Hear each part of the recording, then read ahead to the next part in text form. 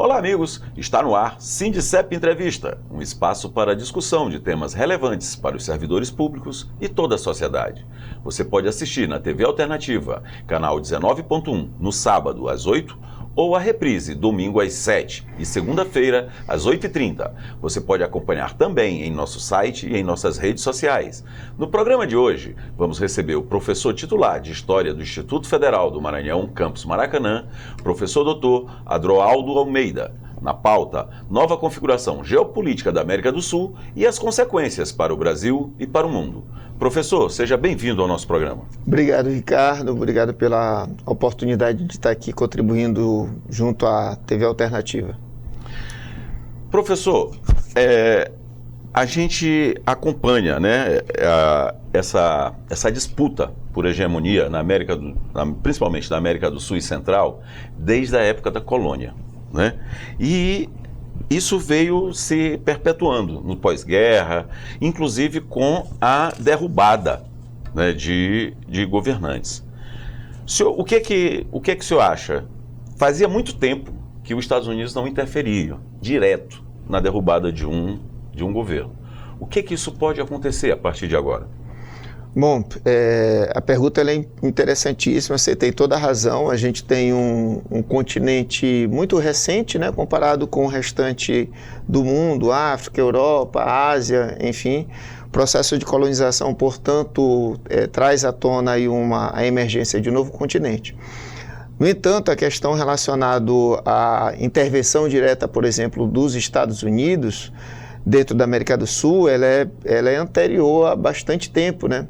Então a gente tem, desde o momento em que os Estados Unidos se tornam um país independente, aquelas 13 colônias se tornam um país independente ali no final do século XVIII, e já em meados do século XIX a gente tem algumas orientações políticas por parte do governo norte-americano de áreas de influência ali mais próximo deles, na região sobretudo do Caribe.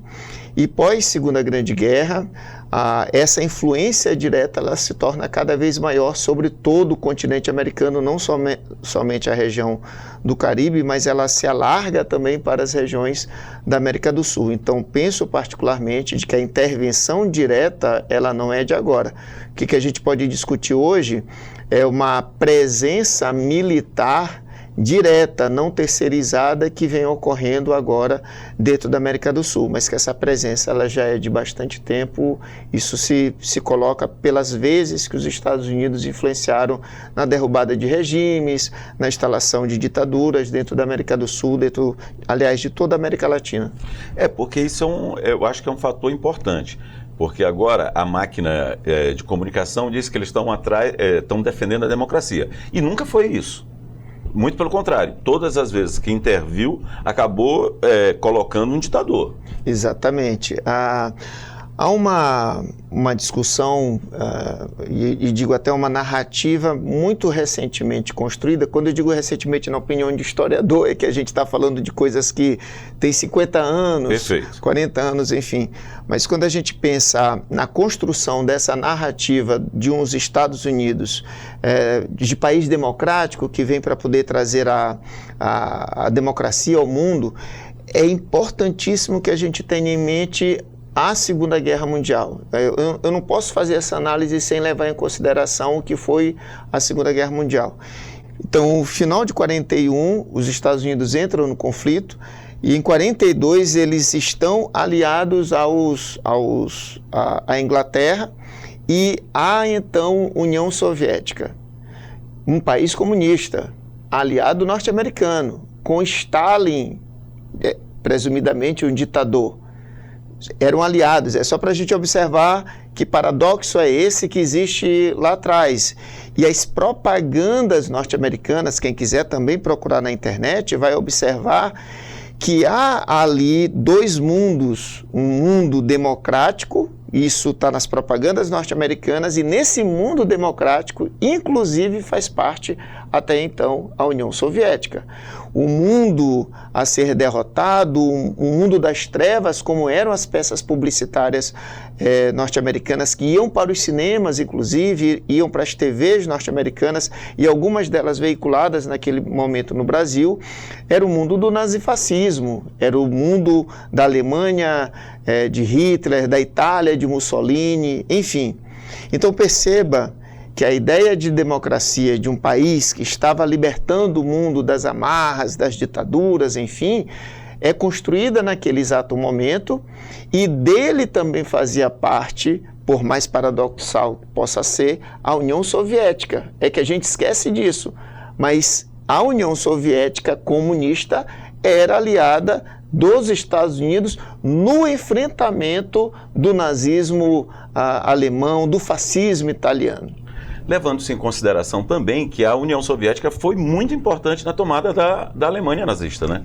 Exatamente. Então, vamos lembrar, portanto, que dentro desse conjunto de aliados que está lutando por democracia, veja bem, você tem no leste europeu a União Soviética lutando sozinha contra nazistas, contra fascistas, e você tem no ocidente europeu Estados Unidos, Inglaterra, França, Canadá, inclusive Força Expedicionária Brasileira lutando ali na frente ocidental. Portanto, é preciso lembrar que a União Soviética, naquele momento, lutava juntamente com os Estados Unidos para estabelecer a democracia dentro ali da Europa. Então, quando os Estados Unidos se reivindicam como baluartes, defensores da democracia, é preciso que a gente também remonte um pouco na memória histórica para saber quantos países também participaram disso. Naquele momento, para os Estados Unidos, a União Soviética não se tratava de uma ditadura, sim, era aliado, inclusive com peças publicitárias enaltecendo o povo russo naquele período. Claro que dentro da engenharia geopolítica as coisas se alteram e quem era amigo se torna inimigo, quem era aliado político agora é adversário econômico, então essas coisas a gente precisa ter em mente para saber em que medida essas narrativas elas têm legitimidade. Professor, e o que tem em comum exatamente o ataque à Baía dos Porcos em Cuba em 61, né? O Chile em 73, inclusive chegando ao suicídio do Allende, e Granada em 83, Panamá em 89 e agora o sequestro de Maduro. O que tem em comum isso tudo? O que tem em comum é sempre a influência norte-americana. Você trouxe diversos pontos históricos que a gente está num tempo de fake news, é importante que se diga isso para as pessoas, pesquisem para observar quantas ingerências norte-americanas houve dentro da América Latina, retirando governos democraticamente eleitos pela sua população, mas que em razão de escolhas econômicas, principalmente, esses governos se tornaram adversários dos Estados Unidos. Fosse por uma razão da sua geografia, como foi, por exemplo, o caso de Cuba, a gente está falando de uma ilha. Qual é a riqueza daquela ilha? Nós não temos petróleo em Cuba, nós não temos jazidas minerais em Cuba, mas Cuba é importantíssima dentro do ponto de vista estratégico para os Estados Unidos, além de ser, àquela época, o grande reduto dos resorts, dos hotéis, enfim, uma extensão, portanto, territorial norte-americana, cujo presidente, àquele momento, era Fulgêncio Batista, um ditador. A Revolução Cubana, portanto, que encontrou apoio da sua população, foi para a retirada de um ditador, diga-se de passagem.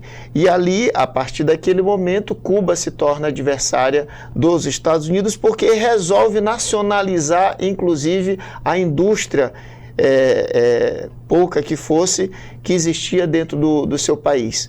Uma outra coisa importantíssima foi a ascensão de Allende dentro do Chile. A gente tem um presidente também eleito pela via democrática, socialista, que em absoluto fez qualquer coisa diferente que outros presidentes, por exemplo, como Getúlio Vargas, não tenha feito dentro do Brasil. Mas ao nacionalizar, por exemplo, a exploração do cobre, isso acabou indo de encontro aos interesses da economia norte-americana e, portanto, os Estados Unidos atuaram diretamente para o apoio de militares na tomada por meio de um golpe do poder. Fazendo só uma correção, Ricardo, de que Allende ele não se mata. O Palácio de La Moneda, que tive inclusive a oportunidade de conhecer, o Palácio de La Moneda foi bombardeado com Allende dentro, e isso televisionado. Então, para quem tem dúvida do que aconteceu, vai no YouTube, vai observar aviões, Força Aérea Chilena, bombardeando o Palácio Presidencial. E isso com apoio norte-americano. A propaganda diz que ele se matou para não se entregar. Mas, na realidade, a gente sabe que foi bombardeado e ele estava morto. Né? Mas a propaganda americana diz que ele se matou para não se entregar. Isso. Mas, realmente, foi um assassinato e não podia ser visto como assassinato à época. Nós vamos fazer um pequeno intervalo e já voltamos.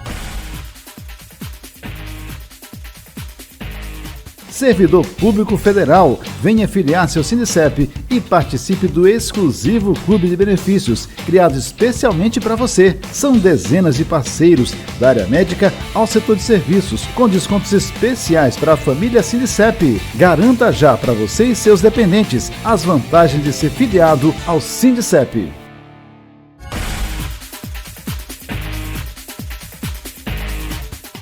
Estamos de volta com o professor doutor Adroaldo Almeida. Professor, quais as consequências econômicas e sociais da invasão e sequestro de Maduro para o Brasil?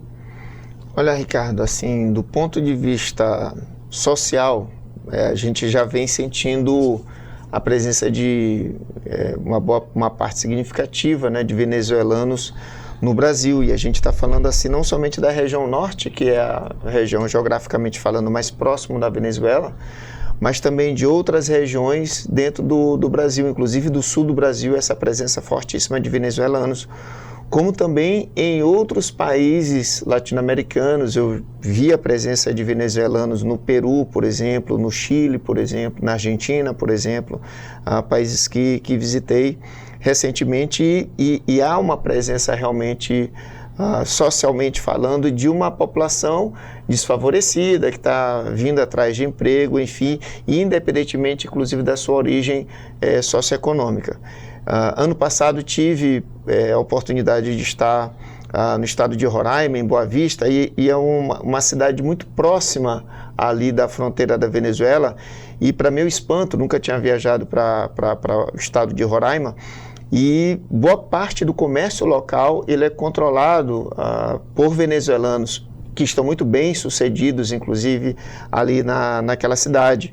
Se fala, inclusive, muito mais o espanhol em determinadas regiões de Boa Vista do que o português. Então, para você ter uma ideia da presença de venezuelanos, sobretudo na região norte do Brasil. Socialmente falando, portanto, a gente tem cada vez mais acentuada a presença dessas pessoas dentro de países latino-americanos, em particular o Brasil. Economicamente, a gente tem a Venezuela como parceiro, mas não é o grande parceiro econômico dentro da região do Hemisfério Sul e mais ainda dentro da América do Sul. Os nossos grandes parceiros, principalmente em razão das commodities. Quando a gente está falando isso, a gente está se referindo, por exemplo, à soja, a gente está falando de minério que está sendo exportado, principalmente para aqueles países grandes consumidores, né? Então a gente se reporta sobretudo à China, a gente se reporta aos Estados Unidos, no caso de carne, por exemplo, a Argentina. Então temos parceiros econômicos de muito maior impacto do que a Venezuela. Nós não estamos, por exemplo, importando em grande monta petróleo venezuelano. Então, do ponto de vista, acho que principalmente político é que talvez aí nos afete. E por quê? Porque você vai ter uma influência cada vez mais premente dos Estados Unidos dentro dessa região da América do Sul. Aí, para a gente, é realmente muito complicado, porque a gente vinha para uma caminhada do final do século XX, começo do século XXI, de governos que estavam, em uma certa medida, se alinhando política e economicamente, inclusive para se fortalecer frente a mercados mundiais. Preciso lembrar que os Estados Unidos foram contra o Mercosul o tempo todo, porque não lhes interessava do ponto de vista econômico. Então, nesse sentido é que talvez seja o maior problema hoje para a gente. A influência direta e o controle direto norte-americano sobre a economia da Venezuela, sobre a política da Venezuela, coloca em risco aquela tentativa por parte de países sul-americanos de fortalecer, inclusive, economicamente, aqui a América do Sul. Agora, professor, de qualquer forma, eles sequestraram o Maduro, mas deixaram sua vice, que é historicamente chavista. Isso não é uma incoerência também, quando se trata, já que eles queriam derrubar o governo, mas não era só o governo, era o regime, e acabaram não derrubando o regime. Eu acho que está perceptível que os Estados Unidos precisam criar uma imagem, de que eles não invadiram um país do ponto de vista militar, do ponto de vista da guerra clássica, de um país invadindo outro territorialmente, fincar sua bandeira ali. A construção da narrativa norte-americana é de que houve ali um sequestro, guardadas as devidas proporções, diferenças, igual ao que houve com o Bin Laden. Nós estamos capturando o terrorista em território estrangeiro, em um país independente, por conta de ameaças que aquele indivíduo provoca dentro do cenário mundial e, em particular, ao governo norte-americano. Essa é a narrativa construída como imagem de que não houve invasão territorial. Nós sabemos que é completamente diferente. Claro. Estamos sabendo disso. Sabemos que o que está em jogo ali, principalmente, é destituir um presidente que, a despeito das eleições, e quem somos nós, inclusive brasileiros, para poder falar sobre eleições em outros países. Nós concorremos a eleições de maneira democrática, mas tivemos recentemente um presidente que colocou em suspeição o processo democrático brasileiro e que foi questionado, inclusive, por órgãos internacionais, já que as eleições brasileiras, elas ocorrem dentro de princípios institucionais, jurídicos, perfeitamente legítimos. Mas isso não impediu que um presidente anterior tenha colocado em suspeição a nossa justiça. Então, os Estados Unidos, ao definir a vice de Chávez como interlocutora agora, nada mais é do que dizer para o mundo, olha, estamos aqui respeitando, mas respeitaremos enquanto for do nosso interesse, disso nós não temos dúvida. Então essa interlocução, ela continuará a se dar à medida que o governo venezuelano corresponder às expectativas do governo de Trump. Então, o que nós estamos tendo agora é um pouco do jogo de xadrez norte-americano que a gente costuma ver também em outros lugares. Agora, professor, o Brasil terá eleições muito importantes esse ano, né? Somente a invasão e o sequestro do presidente venezuelano pode influenciar o processo eleitoral brasileiro ou o governo Trump irá agir diretamente para isso? Penso que não. Assim, de maneira bem honesta com você, Ricardo, a invasão sobre a Venezuela não tem impacto direto sobre a eleição no Brasil. Nós temos um cenário no Brasil que ele é bem diverso nesse ponto. Do que eu estou falando?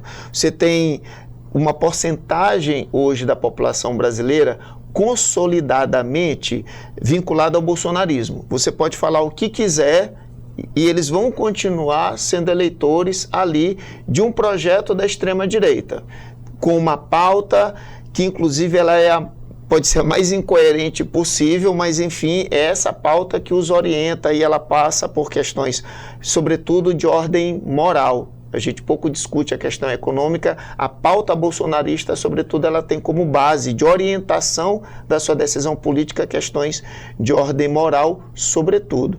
De outro lado, você tem um campo progressista, democrático, que olha para o outro lado e, embora tenha críticas ao governo, diz, bom, eu tenho que votar aqui em algo que mantenha pelo menos as instituições funcionando. E no meio disso, que é o grande problema que nós temos dentro do Brasil, é para onde pende determinadas relações políticas que pode, por exemplo, votar para presidente no campo progressista, como pode votar ao mesmo tempo, na mesma eleição, para um deputado federal da extrema-direita.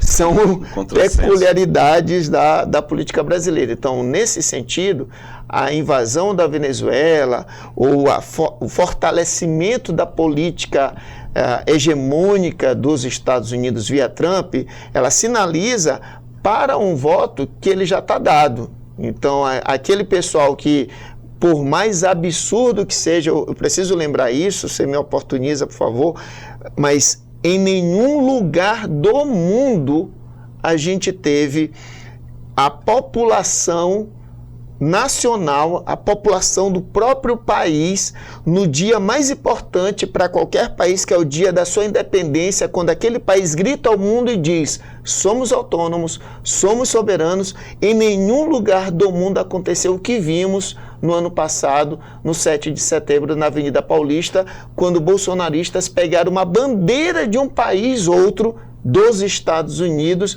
e ali tremularam no dia da independência do seu país. Então, nesse sentido, a invasão da Venezuela, festejada por grupos bolsonaristas, mantém firme um voto que já existe, que está dado, que não será alterado de maneira alguma. O que a gente vai ver realmente nesse processo eleitoral são projetos políticos de orientação, sobretudo econômica, que espero ver no debate, do que outras questões estrangeiras que penso particularmente não terão efeito esperado, sobretudo de quem está esperando, como são os bolsonaristas. Nós vamos fazer mais um pequeno intervalo e já voltamos. Servidor Público Federal, venha filiar-se ao Sindicep e participe do exclusivo Clube de Benefícios, criado especialmente para você. São dezenas de parceiros, da área médica ao setor de serviços, com descontos especiais para a família Sindicep. Garanta já para você e seus dependentes as vantagens de ser filiado ao Sindicep.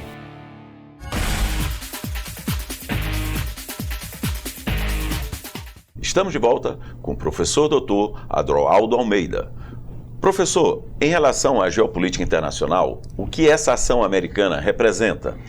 Aí a gente tem a representação de que a força, ela encontrou agora a sua natureza de impor, assim, vontades unilaterais. O que eu quero dizer com isso? Quando, pós-Segunda Guerra, se criou um fórum, que foi a Organização das Nações Unidas, esse fórum seria um fórum de discussão, de debate, para resolver questões maiores, para que o mundo não vivesse o unilateralismo que a gente viveu no período entre guerras, entre a Primeira Guerra e a Segunda Guerra. Vamos pensar algumas coisinhas aqui que são importantes para a gente compreender esse cenário. A Organização do Tratado do Atlântico Norte, OTAN, o nome já está dizendo, você tem países que estão no Atlântico Norte, países ocidentais, entre os quais Canadá, Estados Unidos, dentro do continente americano. Se você for observar geograficamente, o México está no Atlântico Norte, mas o México não entra, país subdesenvolvido, latino-americano. E depois você vai ter os países do Ocidente Europeu, Portugal, Espanha, Inglaterra, França, a Alemanha, depois pós-guerra, enfim, são esses países que vão fazer aliança militar. A OTAN é uma aliança militar gerada pós-Segunda Guerra Mundial. E por quê? Havia o temor de que a União Soviética pudesse crescer para cima da Europa, sobretudo para isso. Não eram os Estados Unidos a serem ameaçados, era a Europa a ser ameaçada. E se eu for pensar historicamente, a Rússia não saiu invadindo nenhum país europeu, foi o contrário. Desde Napoleão Bonaparte, houve tentativas de invasão da Rússia. Bom, a OTAN foi criada primeiro. A União Soviética criou o Pacto de Varsóvia, outra aliança militar, para fazer frente a essa força militar ocidental, liderada até então pelos Estados Unidos e países europeus. Quando rui a União Soviética, e aí você tem agora a fragmentação do leste europeu com a Rússia, agora sendo um país somente, acaba o Pacto de Varsóvia, porque não tem mais sentido. A gente costuma datar o fim da Guerra Fria com o fim da União Soviética, 1991. Então, só para esclarecer para as pessoas, Rússia deixou de ser comunista, não é um país comunista, para lá foi McDonald's, foi Coca-Cola, enfim, se torna um país tão comunista que vai ser sede de Copa do Mundo, que é coisa mais capitalista do que uma FIFA. Vai ter Copa do Mundo dentro da Rússia. Então, o Pacto de Varsóvia já não existe lá desde da década de 90. Mas o que continuou, Ricardo? OTAN. Qual era o sentido, então, da OTAN? Uma aliança militar que foi criada para fazer frente a uma força militar ali da União Soviética e seus países ali no entorno. Não haveria mais sentido da OTAN, mas a OTAN, ela continuou. E aí, só pegando esse gancho, então ela acaba se tornando uma entidade política, não mais política econômica, de pressão econômica, não mais só militar. Exatamente. A partir do elemento militar, ela começa a impor questões de interesse econômico. Então a gente precisa olhar para a OTAN como um fóssil vivo, porque eu estou dizendo fóssil, devia ter morrido ali no fim da Segunda Guerra, mas não, se abdicou novamente de um fórum legítimo, que é o das Nações Unidas, em favor de um fórum militar que tem pressão por meio da violência para poder definir interesses econômicos destes países. Então, quando a gente vê hoje os Estados Unidos de maneira unilateral, essa é a segunda fase, de maneira unilateral, tomando uma atitude, primeiramente agora frente à Venezuela. Ok, está na América do Sul, não está dentro da área de influência da OTAN, que é o Atlântico Norte, mas diz com todas as letras, a Groenlândia também está na minha linha de espera. Opa, mas é Groenlândia. Groenlândia já é Atlântico Norte. Groenlândia faz parte aqui, embora Estado autônomo, da Dinamarca.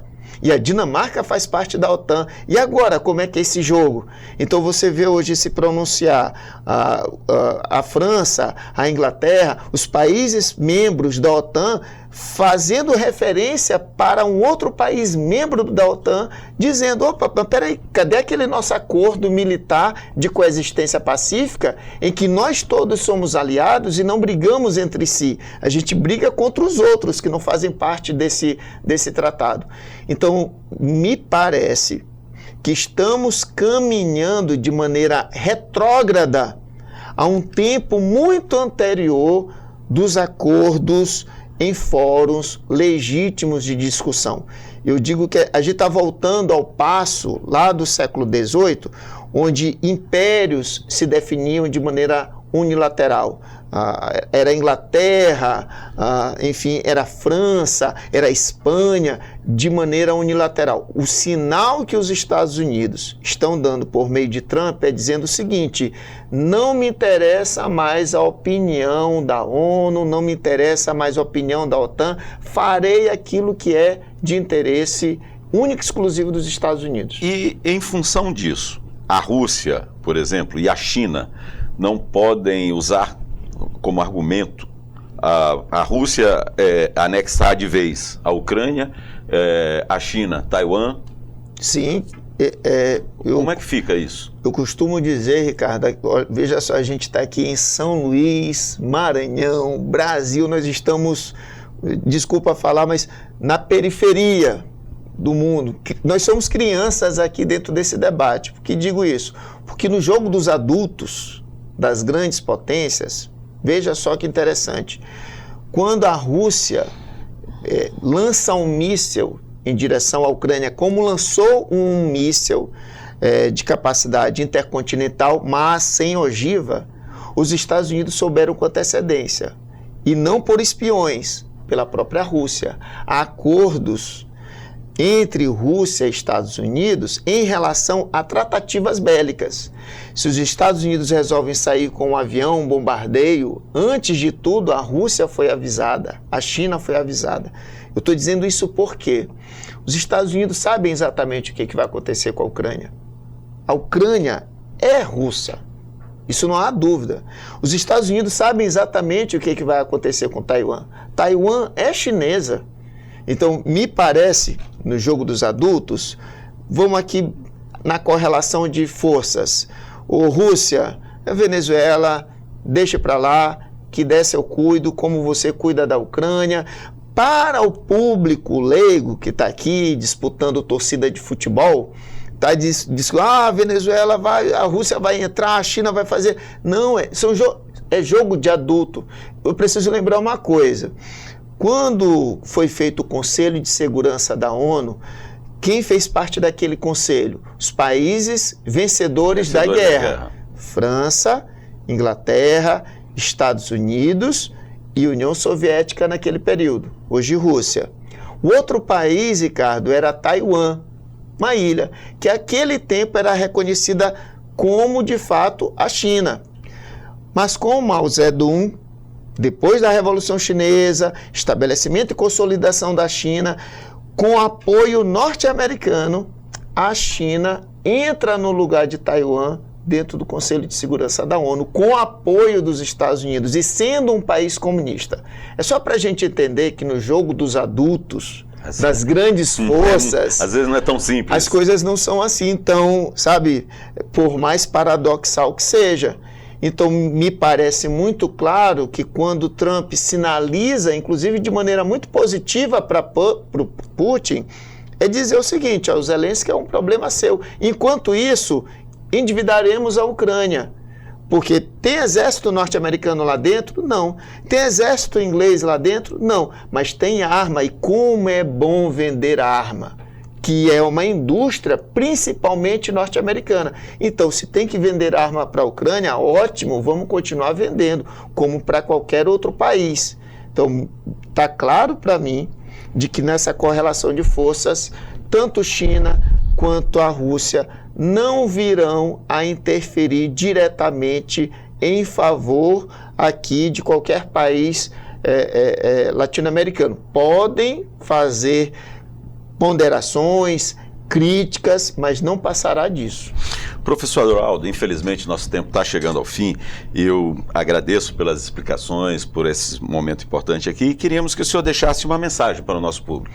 Primeiramente, eu quero agradecer imensamente, Ricardo, a oportunidade, dizer ao público que esses momentos de reflexão, eles são muito importantes. Quem dera a gente tivesse mais programas que pudessem nos fazer refletir sobre essas questões da política mundial e, novamente, dizer que a gente precisa fortalecer as nossas instituições para que elas não corram o risco também de serem atropeladas, invadidas por outros. Qualquer país, inclusive os Estados Unidos, tem seus problemas, mas a gente precisa sempre resolvê-los da maneira democrática, institucional, pois, acima de tudo, nós somos civilizados. E por autodeterminação, né? Exatamente. Queremos agradecer também a companhia de quem nos assiste. Esperamos todos para a próxima edição do Sindicep Entrevista. Até lá!